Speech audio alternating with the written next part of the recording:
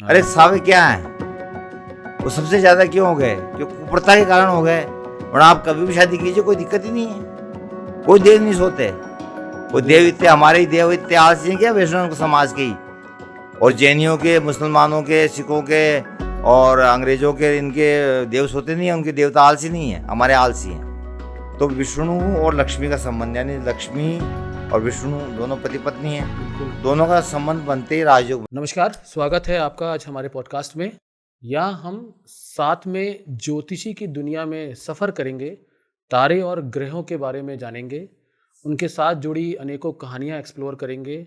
ज्योतिषी की दुनिया में क्या-क्या नया है और क्या-क्या हमें जानना बाकी है, वो हम सब जानेंगे। मेरा नाम है अंकुर और आप सुन रहे हैं द अंकुर वार्शिनी शो।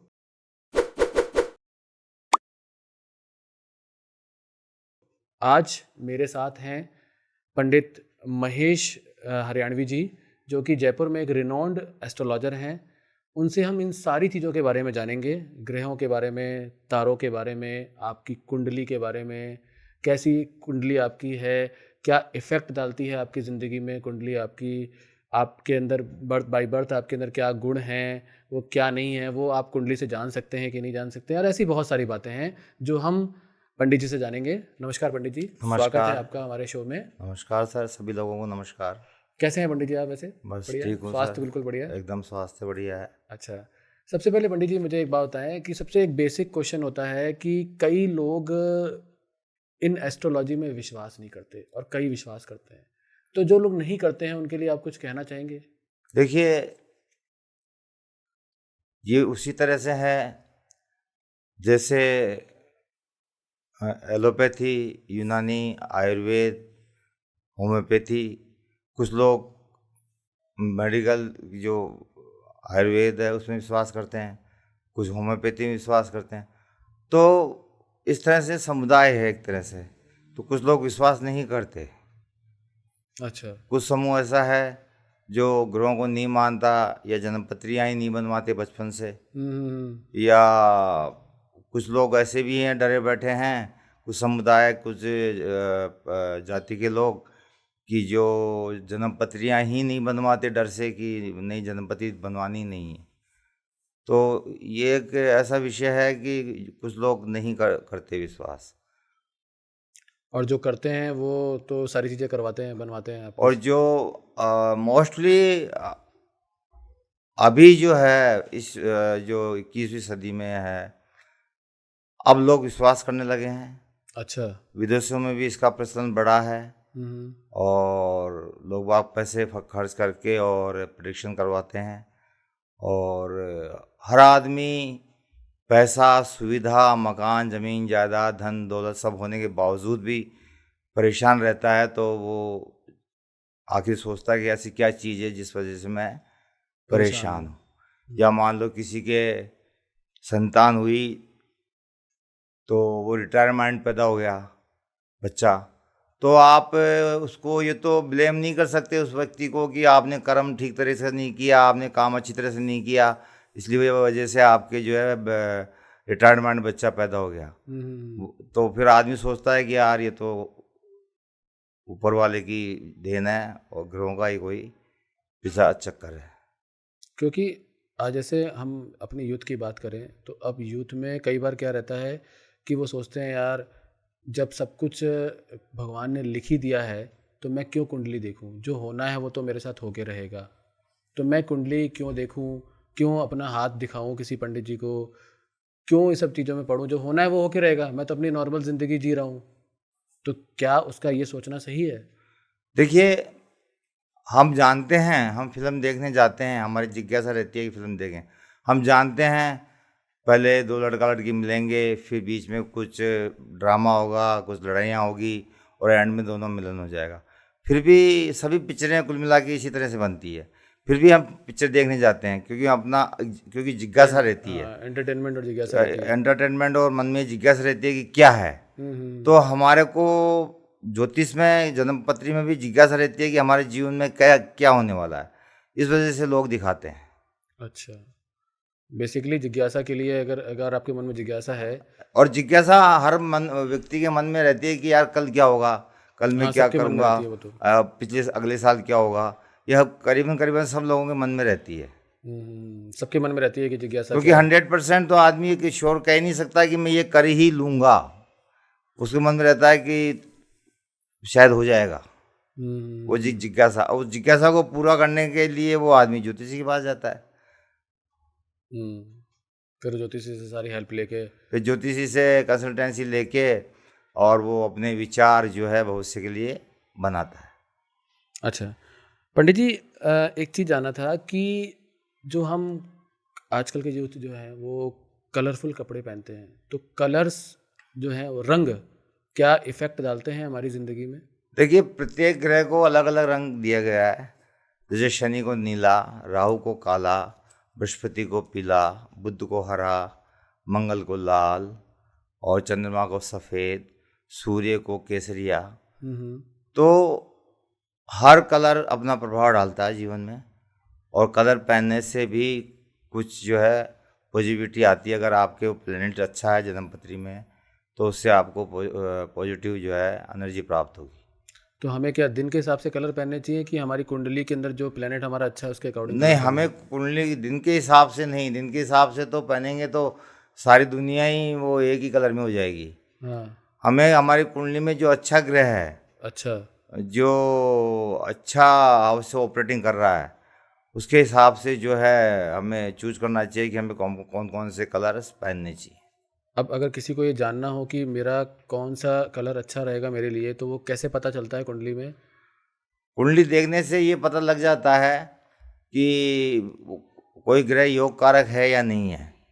योग, अगर वो योग कारक है, धन संपदा मान सम्मान इज्जत दे रहा है, तो उसका कलर कौन सा उस ग्रह का, ये तो कौन बताएगा? ये कोई ये एक ज्योतिषी ज्योतिषी ही बताएगा बता पाएगा? कि ये ग्रह का ये कलर है, क्योंकि वो बुक्स में लिखा हुआ है। और अच्छा। वो कलर सजेस्ट करेगा कि आप ये कलर पहनिए, आपके लिए ये सूटेबल रहेगा। आप कोई शुभ काम के लिए, कुछ इंटरव्यू के लिए जा रहे हैं, कोई अच्छे काम के लिए जा रहे हैं, तो ये कपड़े पहन के जाइए, आपके लिए बढ़िया रहेगा। तो ये ज्योतिषी ही बता पाएगा। तो हम ज्योतिषी ये हम बताएगा। अपने घर बैठे नहीं पता कर सकते नहीं, कि हम अपने घर बैठे पता नहीं कर सकते, या ये नहीं कह सकते कि हम हर वार के हिसाब से उसको जो ग्रहों को बांट के और कपड़े पहन लें। अच्छा। अच्छा, एक बात बताएं पंडित जी कि कई बार हमें ऐसा लगता है कि यार हमारा कहीं एक्सीडेंट तो नहीं होने वाला, और भान होता है अंदर से मन में, हम सोते रहते हैं या कभी भी कैसे भी पता चल जाता है हमें कि यार कुछ होने वाला है घटना, किसी को सपने आते हैं या किसी को भान हो जाता है। तो ये भी हमारी कुंडली से कुछ रिलेशन रखता है? हाँ, कई बार कुछ ग्रहों की पोजीशन ऐसी है, जैसे थर्ड हाउस में राहु होता है, तो हमने 2 साल पहले ही किसी चीज़ का सपना आ जाता है। मन में एक फ्लो आ जाता है नाइट को कि ये होगा, और वो चीज़ पक्की होती है। तो कुछ ग्रहों की पोजीशन ऐसी है जो हमें पहले ही अगवा कर देती है। जैसे 8वां केतु हो किसी भी जन्मपत्री में, तो यमदूत की जो आने की जो खबर है, वो पहले ही पता लग जाती है, 3-4 रोज पहले ही। अच्छा। तो आदमी कहता है भाई हम अब जाएंगे। उसको क्या ज्योतिषी की मदद से टाला जा सकता है? नहीं, टालने का कोई प्रावधान नहीं है। सिर्फ यही है कि उसको पहले ही पता लग जाता है कि भाई हम जाएंगे। नहीं, चलिए, मृत्यु का तो है कि भाई सत्य है कि मृत्यु होगी। हाँ। लेकिन मान लीजिए किसी के सपने में या किसी को आभास हुआ कि मेरा कोई दुर्घटना होने वाली है, हाँ। और या फिर उसने किसी पंडित से पूछा और पंडित जी ने बताया कि भाई आपके अगले 6 महीने में कोई दुर्घटना होने वाली है। अब उसको ये बात पता चल गई, तो क्या हम ज्योतिषी की मदद से हम कुछ उपाय करके उस घटना को टाल सकते हैं कि वो है अगर आपकी ज़िंदगी में तो वो होके रहेगी? देखिए, जहाँ तक भारतीय ज्योतिषियों का सवाल है, वो 90-95% पाराशरीय जानते हैं, और पाराशरीय के साथ में कर्मकांड जानते हैं। तो वो कर्मकांड का उपाय बता देते हैं। अच्छा। जबकि पराशर, जेमिनी, नाड़ी, लाल किताब, केपी, चारों पांचों मेथड जानने वाला ही एक अच्छा ज्योतिषी होता है। तो जब उपाय बताते हैं या टालने के जो ज्योतिषी उपाय बताता है, तो वो बताता है पूजा करा लो, हवन करा लो, यज्ञ करा लो, 11 दिन का, 10 दिन का, हाँ बिल्कुल। 5 पंडित बैठेंगे। लेकिन ऑनलाइन से मेरे पास विदेशों की कुंडली आती है, अच्छा। तो फ्रांस, जर्मनी, अफ्रीका, तो ये लोग हमारे जो आइडोल जो प्रतिमा है, भगवान है, उन लोग उनको नहीं जानते उनको नहीं जानते बिल्कुल और भी। ना मंत्रों को जानते। तो वो लोग क्या करते हैं, तो ऐसा कुछ नहीं है कि कर्मकांड करने से ग्रह टल जाएगा। जो होनी है वो होके रहेगी। अगर होने की तीव्रता है वो तो होके रहेगी। अच्छा। अगर योग फलित हो रहे हैं तो निश्चित रूप से ही फलित होंगे, उसको टाला नहीं जा सकता। ओके। अगर आपके संतान योग अच्छे नहीं हैं तो नेचुरली आपके संतान में कोई ना कोई गड़बड़ होगी। हम्म। अब संतान योग से अगर मैं बात करूं तो संतान योग का कैसे पता करे कोई इंसान कि मेरे अंदर मेरे संतान योग नहीं है या संतान योग है? देखिए, पाराशर मेथड में तो पूरा पता नहीं लगता, लेकिन आप जेमिनी नाड़ी में जाएंगे तो 100% कन्फर्म हो जाता है, और लाल किताब में भी कन्फर्म हो जाता है कि जो है संतान योग है या नहीं है। मेरे पास लाखों कुंडलियाँ पड़ी है, मुझे 36 साल हो गए ज्योतिष करते, 62 साल की उम्र हो गई, तो लाखों कुंडलियाँ हैं, पता लग जाता है देखते ही कि इसके संतान नहीं है। अच्छा। और अगर किसी के संतान योग है, नहीं है, और थोड़ा बहुत योग है, तो पुत्र संतान ना हो के पुत्रियां होती है, यानी वो व्यक्ति कुटुंब में वृद्धि नहीं कर पाता, क्योंकि भारतीय संस्कृति में कुटुंब की वृद्धि पुत्र से मानी जाती पुत्र से है। मानी जाती है बिल्कुल। तो ये कुंडली देख करके आसानी से पता लगाया जा सकता है। जैसा कि पंडित जी आपने डिस्कशन किया कि नाड़ी, लाल किताब, ये क्या चीज़ है? ये ज्योतिषी शाखाएं हैं, शाखाएं हैं, अच्छा। और ये सभी जानना आवश्यक है व्यक्ति को। एक 95% लोग इंडिया में पाराशरी जी की पद्धति से करते हैं और उसी से फलादेश करते रहते हैं, और पंडित अपने यजमानों को जो है सलाह देते रहते हैं, कंसल्टेंसी देते रहते हैं, तो उससे कंसल्टेंसी पूरी नहीं होती। अच्छा। जब तक हम शरीर की पूरी रचना को नहीं जान लें तब तक कोई सफल डॉक्टर नहीं बन सकता, बिल्कुल। किसी एक ही हिस्से को जान करके। बिल्कुल। तो हमें जेमिनी, नाड़ी, लाल किताब, केपी, ये चारों पांचों मेथड जानने बहुत ज़रूरी हैं। इसमें जिसकी मास्टरी होगी वो इतना ही प्रवीण ज्योतिषी होगा। ओके। तो ये एक शाखाएं हैं ज्योतिषी की, ये जैसे सबसे ब्रांचेज है। पहली शाखा है पराशर, उसके बाद में उससे ब्रांचें निकली है उसकी। अच्छा, तो सबसे अगर पुरानी बात करें तो पराशर है। सबसे जैसे एबीसीडी स्टार्ट करते हैं, कैसे कबूतरी स्टार्ट करते हैं, हाँ। वैसे पराशरी पहले है। पराशरी पहले है। अच्छा। क्योंकि कई लोगों ने सुना है कि वो नाड़ी कोई विशेषज्ञ है, कोई केपी विशेषज्ञ है, कोई लाल किताब विशेषज्ञ है। लेकिन विशेषज्ञ एक ही सब्जेक्ट में होना पूर्ण नहीं है। चारों पांचों मेथड जानने वाला ही, मैंने कहा ना, अच्छा ज्योतिषी बन सकता है। अच्छा वो सब। बढ़िया प्रेडिक्शन दे सकता है, बढ़िया कंसल्टेंसी दे सकता है, हम्म। व्यक्ति को संतुष्ट कर सकता है। पास्ट बता के, पहले पास्ट बताएगा, फिर प्रेजेंट बताएगा, और फिर फ्यूचर का प्रेडिक्शन देगा। अगर आपके पास्ट के प्रेडिक्शन ही उसने सही नहीं दिए और प्रेजेंट के नहीं दिए, तो वो फ्यूचर कैसे सही मानोगे आप? सही बात है बिल्कुल। इसलिए चारों पांचों पद्धतियाँ जाननी चाहिए। अच्छा, पंडित जी एक बात बताएं हमें कि प्लैनेट्स का क्या रोल है हमारी ज़िंदगी में? देखिए, चंद्रमा का जिस तरह से समुद्र में ज्वार भाटा आता है गुरुत्वाकर्षण से, हम्म। उसी तरह ग्रह भी हमारे एक तरह से, ये समझ लीजिए कि सैटेलाइट होता है। जैसे हम, हमारे जितने भी नंबर हैं मोबाइल के, सब सैटेलाइट के थ्रू सेट हैं। तो उसी तरह हमारी ज़िंदगी का पूरा जो सेटअप है वो इन ग्रहों के ऊपर सेट है कि हमने पिछले जन्म में, अगर हम आज हैं तो ये मान के चलते हैं कि आज हैं तो हम पहले भी होंगे, ये उम्मीद तो लगा सकते हैं ना। तो पहले कि हमने क्या किया था, अच्छा या बुरा, उसका जो परिणाम है, प्रारब्ध, वो लेके हम आते हैं, और वो उसी से हमारा शरीर का आकार, प्रकार, लंबाई, चौड़ाई, सुंदरता, हाथ पैरों में वो बनती है। जैसे किसी आदमी जन्म से अब पैरालाइज हुआ है, जिसके पांव पोलियो हैं जन्म से ही, बाय बर्थ ही पैदा हुआ है, तो वो उसके ग्रह हैं, उसमें उसके क्या कर्म है बताइए आप। हम्म। पैदा होते ही क्या कर्म करेगा, पैदा होते ही तो पिछले कर्म है तो वो पिछले जन्म की वजह से उसके टांग खराब है। हम्म। तो आरब्ध हम साथ लेके आते हैं और उसी को हम पूरा करने के लिए ये जीवन जीते हैं और उसके साथ कुछ ऐड करते जाते हैं नया, वो अगले जन्म के वो लिए। अगले जन्म के लिए।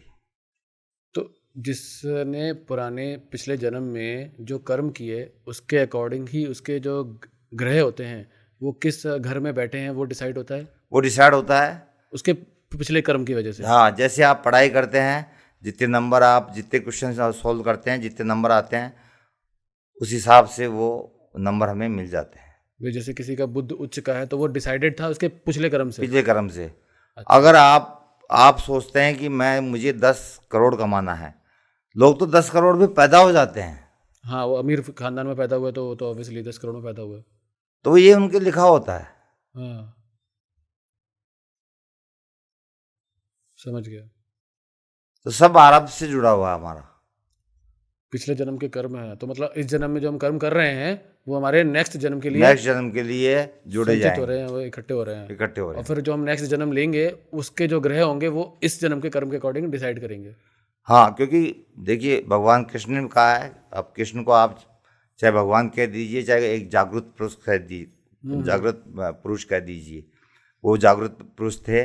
उन्होंने भी कहा है कि मैं अपने पास कुछ नहीं रखता, जो भी तुम करते हो वो वापस रिटर्न होता है, उसका परिणाम तुमको मिलता है।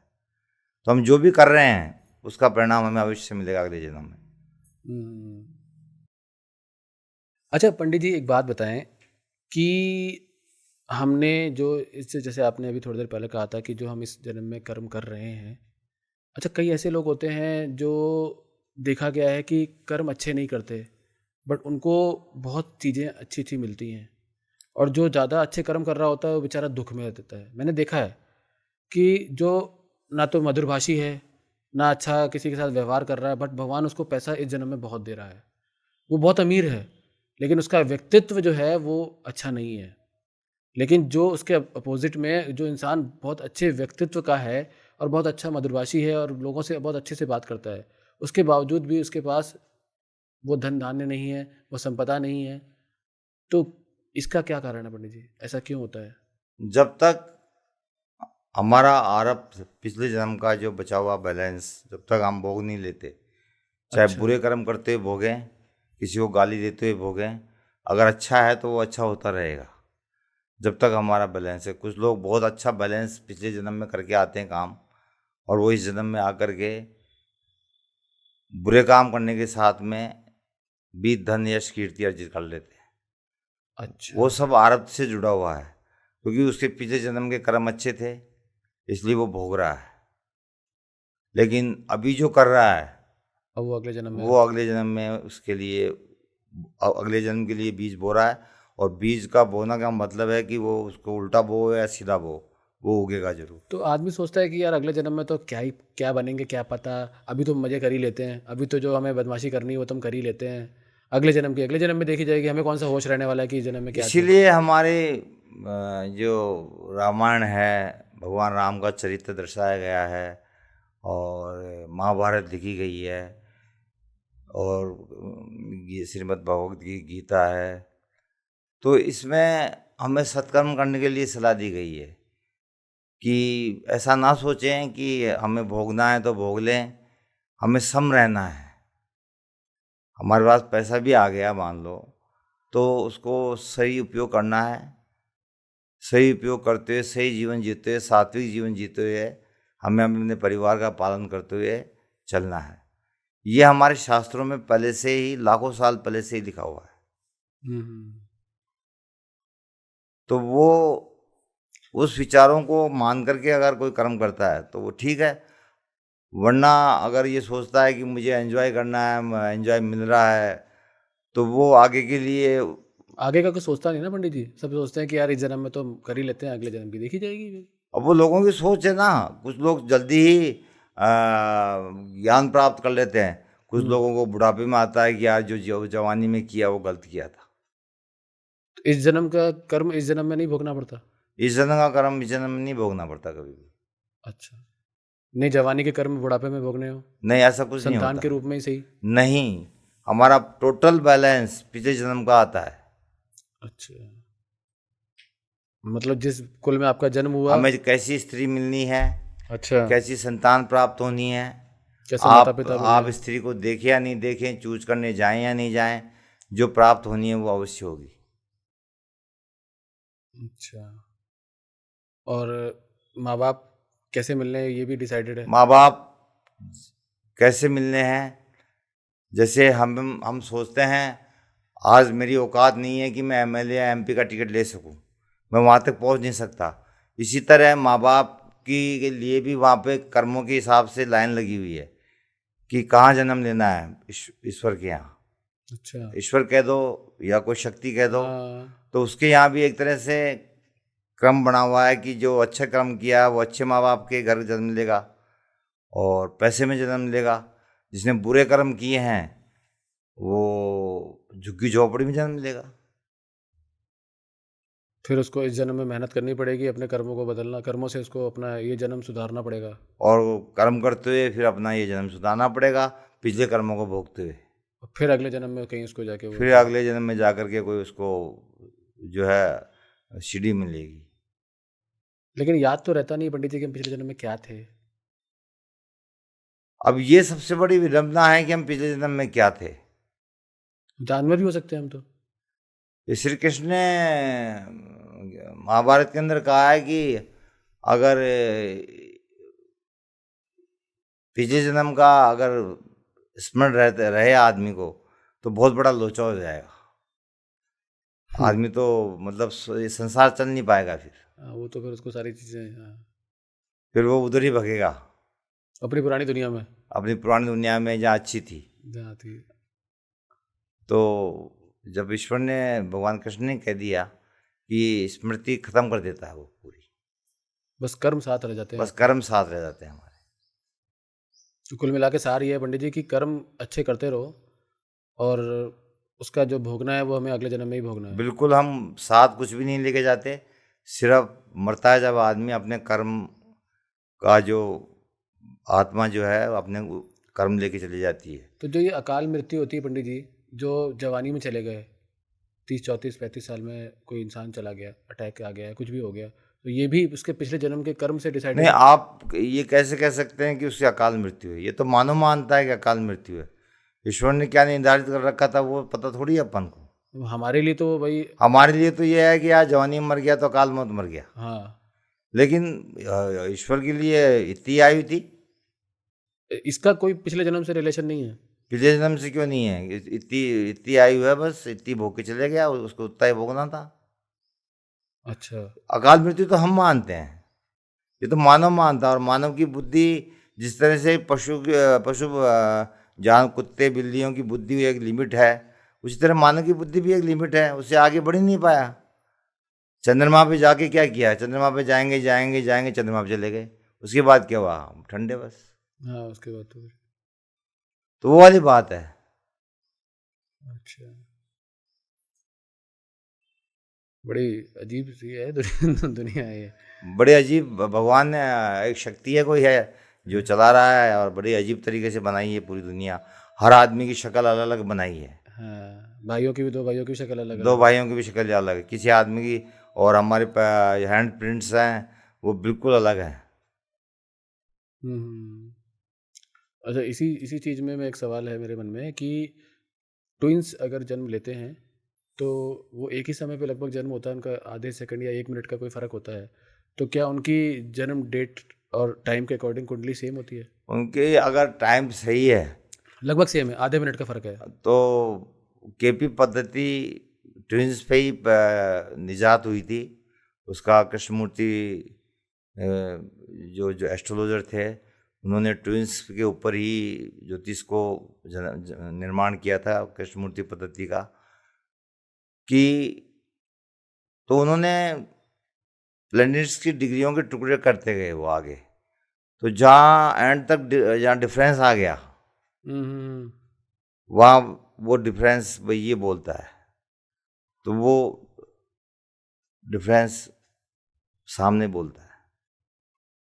नहीं, ट्विंस होते तो साथ में हैं, लेकिन उनका नेचर विपरीत होता है। नेचर विपरीत होता है, लेकिन वो 1 मिनट 2 मिनट का फर्क तो होता ही है। उन 1-2 मिनट में भी आपकी एक पूरा दो प्लैनेट। मिनट में भी गणित बदल जाती है। अच्छा, और मान लीजिए 10:14 14 सेकंड पे एक बच्चे का जन्म यहाँ हुआ, उसी के पड़ोस में किसी हॉस्पिटल में सेम टाइम पे सेम सेकंड पे वो उसका जन्म हुआ, हाँ, तब तब हम जो हैं और हमारे जो संस्कार जहाँ हम पैदा हुए हैं, जिस परिवार में, उससे पिछले जन्म में कोई ना कोई हमारा संबंध या लेन देन था। उसके संस्कार भी हमारे अंदर आते हैं। अच्छा। जैसे एक राजा के घर जन्म हुआ हो और उसी टाइम एक गरीब झोपड़ी में पैदा हुआ हो, तो राजा का लड़का तो राजा बनेगा, लेकिन गरीब झोपड़ी में अगर वो पैदा हुआ है तो वहाँ का सरपंच वगैरह बन जाएगा। मतलब योग तो है, योग तो है। क्योंकि सेम समय पे पैदा हुआ है। हाँ, अच्छा, बस ये है कि कुछ चीजें उसको पेरेंटल मिल गई, बाई पेरेंट बर्थ। मिल गई।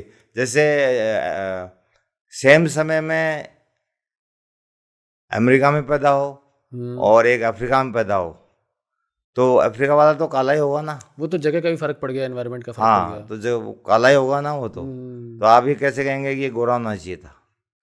नहीं, मेरा प्रश्न ये था कि व्यक्तित्व अगर उसके साथ क्या अच्छा होना है, क्या बुरा होना है, क्या वो सब सिमिलर होता है? हाँ, अगर वो राजा बनेगा तो वो वहाँ का सरपंच बन जाएगा। हाँ, अपने टीले का ही राजा बन जाएगा। हाँ, मतलब लगभग सिमिलर होता है चीजें। हाँ, मतलब फिर ऐसे तो बहुत सारे पेयर होंगे जो सिमिलर जिंदगी जी रहे होंगे।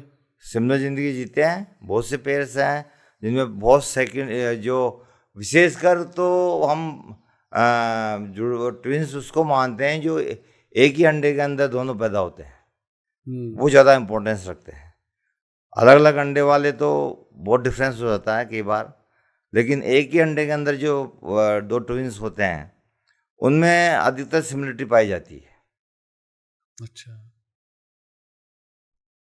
तो कहीं ना कहीं सिमिलरिटीज हैं, अगर एक ही अंडे से अगर वो पैदा हुआ है। हाँ, ओके।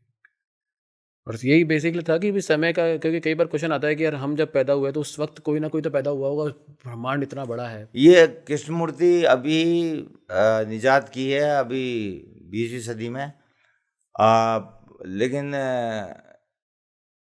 इससे पहले 500 1000 साल पहले घड़ियाँ वगैरह नहीं थी, तो लोगों के पास कच्चे घर हुआ करते थे हाँ। और घड़ियाँ नहीं थी, ना बिजली वगैरह थी, ये हम्म, सब सुविधा नहीं थी, तो टाइम्स की बहुत बड़ी प्रॉब्लम थी।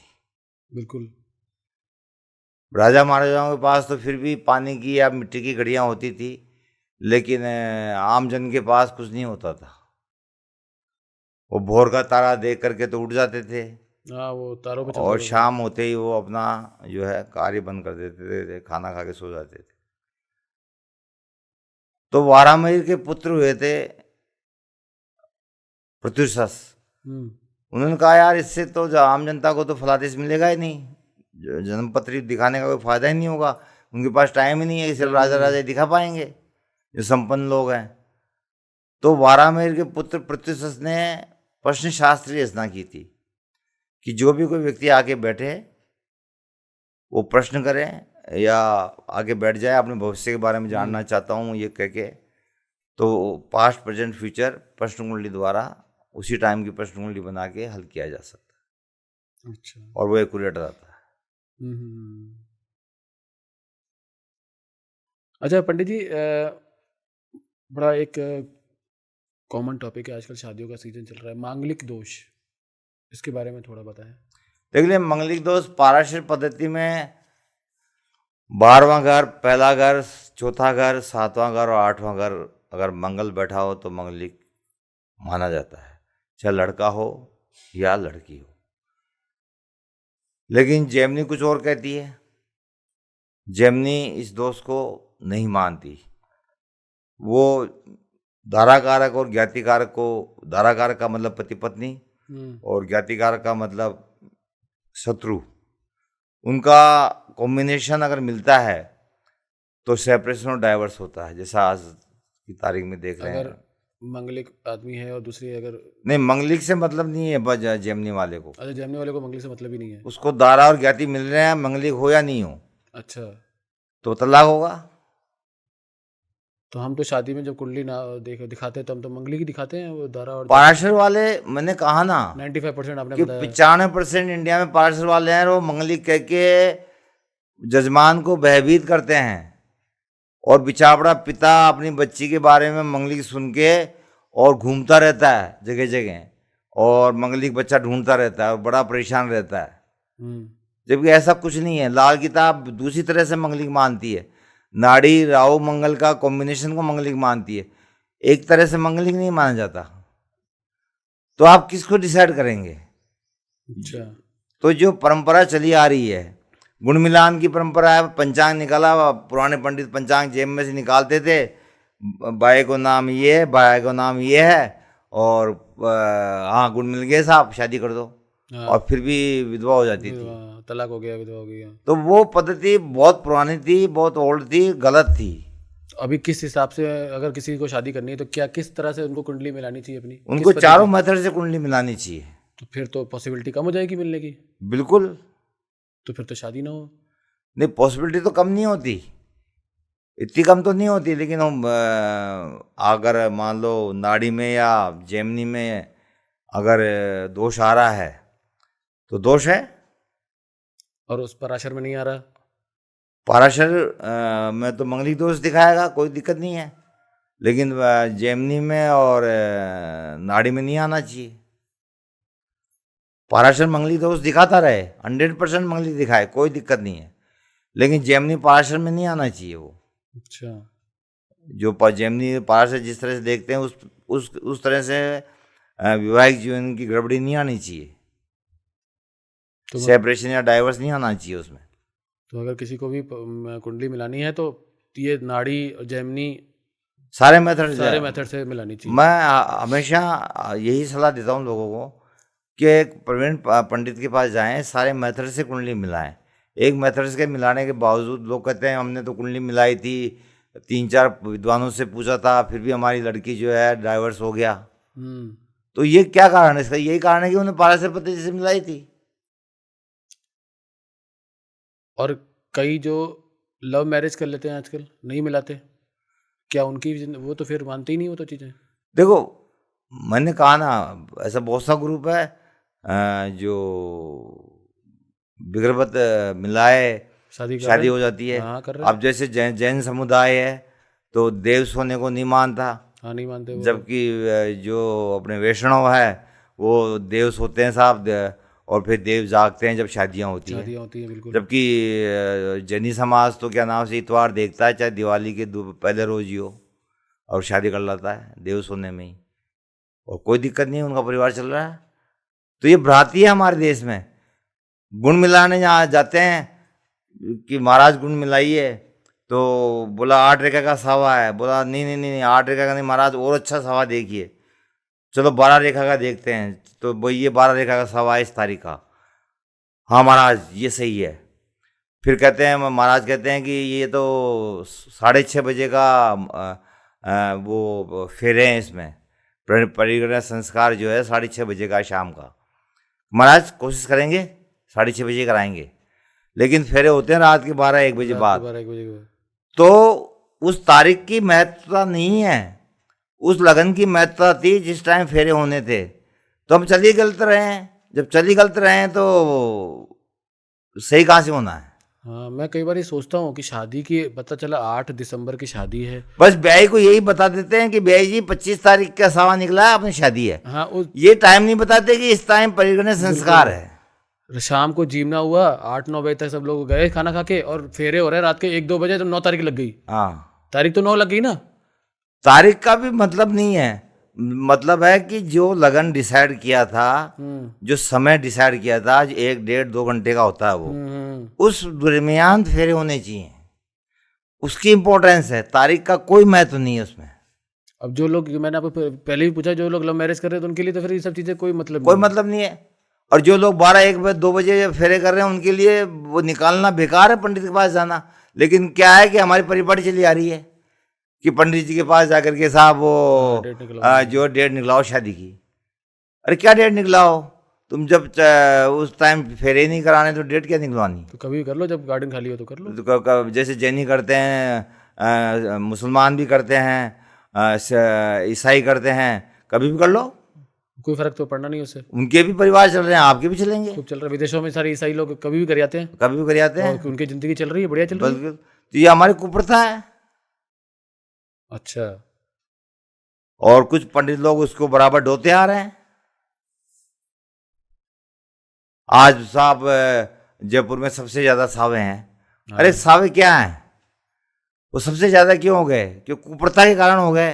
वरना आप कभी भी शादी कीजिए, कोई दिक्कत ही नहीं है, कोई देव नहीं सोते। कोई देव इतने, हमारे ही देव इतने आलसी हैं क्या, वैष्णव समाज के ही, और जैनियों के, मुसलमानों के, सिखों के और अंग्रेजों के, इनके देव सोते नहीं है, उनके देवता आलसी नहीं है, हमारे आलसी हैं। हाँ कि देव सो रहे हैं साहब। देव सो रहे हैं। और मैं ये सोचता हूँ भगवान है वो, उनको क्या सोना उनके लिए। ये सब इसलिए बनाया गया था देव सोने की प्रथा, कि प्राचीन काल में पुलों पे नदियों पे पुल नहीं थे, और एक जगह से दूसरी जगह जाने के लिए नदी पार करके जाना पड़ता था। तो पुल नहीं होने की वजह से बाढ़ आ जाती थी, तो बरसात के अंदर शादी विवाह निषेध थे। तो पुराने वो बाढ़ वगैरह पुराने ज़माने में आती थी, तो बरसात के टाइम में जैसे भगवान राम ने जो है, हनुमान जी ने सीता का पता लगा लिया था कि कहाँ किस लंका में है, तो उन्होंने कहा कि बरसात काल निकल जाने दो, उसके बाद आक्रमण करेंगे। बिल्कुल उन्होंने बरसात काल का इंतज़ार किया था, क्योंकि बरसात के अंदर नाले नदियाँ सब उफान पे होते हैं। और आज के ज़माने में तो पुल बन गए, पहले पुल नहीं बने थे। मेरे पास, मैं ऐसे आदमी को भी जानता था, वो अब तो मर गया, जो बोला कि मैं अपने भाई के ससुराल में कार्ड बांटने गया शादी के 4 रोज पहले, और पिताजी ने कहा था कि उन्होंने 5,000 की व्यवस्था करने के लिए भी कहा कि उनसे 5,000 ले आना और ये कार्ड दिया आना। तो बोला बाणगंगा नदी इतनी तेज आई कि मैं उस धार चलते तो गया, लेकिन आई जब 8 रोज तक बहती रही, तो भैया की शादी निकल गई, मैं वहीं फंसा रहा। तो इस वजह से, बरसात काल की वजह से है, हम देव सोवन का प्रावधान रखा गया था। अब वो चला रहा है, अच्छा। उसे जबरदस्ती घैंस रहे हैं हम। ओके। देव सोना मतलब ये कहानी से बना, समझ गया, पहली बार पता चला ये चीज। जैसे दयानंद ने विधवा विवाह का प्रचलन खत्म किया था, तो हम पंडितों को आवाज उठानी चाहिए कि कोई देव नहीं सोते। एक बार आस्थान पत्रिका में भी आया था इस संदर्भ में कि इतनी भीड़ नहीं होगी सावे में, आप कभी भी विवाह कीजिए, कोई दिक्कत नहीं है। लेकिन लोग सुनते कहाँ हैं। लोग पुरानी परिपाटी के हमारे साथ जो बुजुर्ग जुड़े हुए हैं, वो अगर मान लो बाई चांस कोई अपशकुन हो गया, कोई मर गया, पैर गया, कुछ हो गया, तो कहेंगे लो साहब आपने देव सोए में कर ली थी इसलिए हो गया। तो वो एक तरह से खुद के माथे पे वो कुल्हाड़ी मारना हो गया। इस डर से कोई भी हिम्मत नहीं जुटा पाता परिवार में कि मैं इसका विरोध कर लूं कि देव सोन में जो है विवाह कर लूं। लेकिन जैनी समाज ने जो उठाया, जैनी रविवार को देखते हैं, कोई देव सोए नहीं देखते। और समाज हैं, ईसाई है, मुसलमान हैं, वो सब चल रहे हैं। कमाल है। हमारे हिंदू समाज में ये है, ये बहुत ज़्यादा है। पंडितों ने रूढ़ी प्रथा जो चलाई है हमारे समाज में, मुगलों के समय से जो चलाई है, वो बहुत बुरी चलाई है, और उसको आज तक हम ढोते आ रहे हैं। अच्छा। अब शायद अब लव मैरिज वगैरह होने लग गई है, बच्चे पढ़े लिखे होने लग गए, लड़कियां भी कॉलेज जाने लग गई। अब कुछ शायद आगे आने वाले 10, 20, 25 साल के अंदर शायद ये प्रथा खत्म हो जाएगी। जब तक वो पुरानी पीढ़ी है, जब तक तो ये चलेगी। जब तक ये चलेगी, क्योंकि हमारे बुजुर्ग, अगर दादा दादी ने कह दिया कि गुण में मिलान ही करना है और सवा निकलवाना है, और बाई चांस नहीं निकलवाया और कुछ हो गया, तो वो दादा दादी आपको दोष देंगे कि हमने तो कहा था, हमने तो कहा तो था, माने नहीं, और लो उसका परिणाम देखो, तो वो उस पर टाल देंगे। इस डर से कोई भी उनके विपरीत नहीं जाता फिर।